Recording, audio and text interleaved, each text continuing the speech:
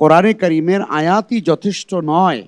আমাদের দৈনন্দিন জীবনে এই ৫ ওয়াক্ত সালাতের পূর্বে যে আজান দিতে হয়, সে আজান কোরআনে কারীমের আয়াত দ্বারা সম্ভব না।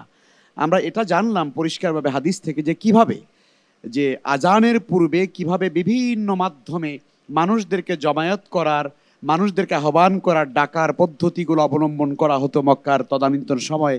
কিন্তু পরবর্তীতে আল্লাহ তাআলা সাহাবায়ে কেরামকে স্বপ্নে দেখালেন এবং অনেক সাহাবীরা কিন্তু একই কালেমা স্বপ্নে দেখেছেন এবং সবাই এসে রাসূলকে ওই একই কথা বলেছেন, বিভিন্ন হাদিস দ্বারা প্রমাণিত হয়েছে।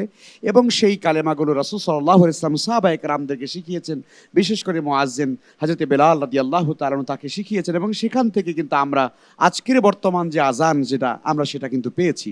তাহলে প্রমাণিত হয়েছে একটি বিষয় যে এই হাদিস ছাড়া, এই সুন্নাহ ছাড়া কিন্তু আমরা দৈনন্দিন জীবনে নামাজের জন্য যে আজানটা পর্যন্ত সেটা আমরা দিতে পারি না।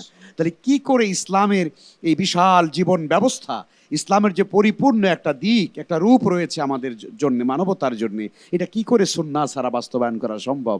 আলহামদুলিল্লাহ, আমরা আমাদের প্রতিযোগীদের মাধ্যমে আমাদের দর্শকরা এই মেসেজগুলো পাচ্ছেন। তাদের জ্ঞানকে আল্লাহ তাআলা আরো বৃদ্ধি করে দিন এবং গোটা দুনিয়ায় আজকে হাদিসের বিরুদ্ধে, ইলমে হাদিসের বিরুদ্ধে যে গভীর ষড়যন্ত্র চলছে, রাসূলুল্লাহ সাল্লাল্লাহু আলাইহি ওয়াসাল্লামের জীবন এবং তার আদর্শের উপরে যে কঠিনভাবে ষড়যন্ত্র করা হচ্ছে একটি গ্রুপের পক্ষ থেকে, সেটি আলহামদুলিল্লাহ আমাদের প্রতিযোগীদের মাধ্যমে আমি বিশ্বাস করি সেটি খণ্ডন হয়েছে আলহামদুলিল্লাহ। حدثنا حدثنا حدثنا حدثنا حدثنا